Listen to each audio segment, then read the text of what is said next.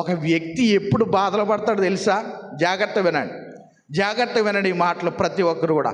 ఒక వ్యక్తి ఎప్పుడూ హృదయం అంతా గాయమైపోతుంది, ఎప్పుడూ ప్రియులారా శోధనలో పడిపోతాడు, ఎప్పుడూ హృదయం అంతా కూడా వేదనతో నిండిపోద్దంటే కలిగి ఉన్న దాంతో తృప్తిపడకుండా ఇంకా ఏదో సంపాదించాలని దాని ఆశ కలిగి ఉండవాలి. ఆశ. ఇంకా ఉదాహరణ చెప్పాలంటే ప్రియులారా, పక్కోళ్ళు మంచి కారు కొనుక్కున్నారంట, నేను కూడా ఆ కారు కొనేసుకుంటే బాగున్ను అని పక్కోళ్ళు చూసి ఆశపడ్డాం అనుకోండి, మనకు ఆ రోజు నుంచి ప్రాబ్లం స్టార్ట్ అవుతుంది. ఏంటండి ప్రాబ్లం స్టార్ట్? మంచి కొత్త బండి కొనుక్కున్నారంటే పక్కన, నేను కూడా కొనుక్కోవాలి. అప్పటి వరకు నీ ప్రాబ్లం ఏంటి? బాగా సాగిపోతుంది సాఫీగా.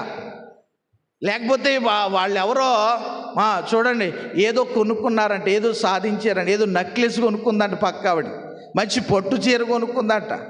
నీ కలిగి ఉన్న దాంట్లో నువ్వు సంతృప్తిగా బాగానే ఉన్న ఆనందంగా అప్పుడు దాకా పక్కోళ్ళు చూసి ఎప్పుడైతే నువ్వు దాన్ని ఆశపడ్డావో, అది సాధించాలని మనసులో ఆలోచన కలిగి ఉన్నావో, ఆ రోజు నుంచి నీకేమవుద్దంటే శోధన స్టార్ట్ అయిపోద్ది. కొంతమంది ఏం చేస్తారంటే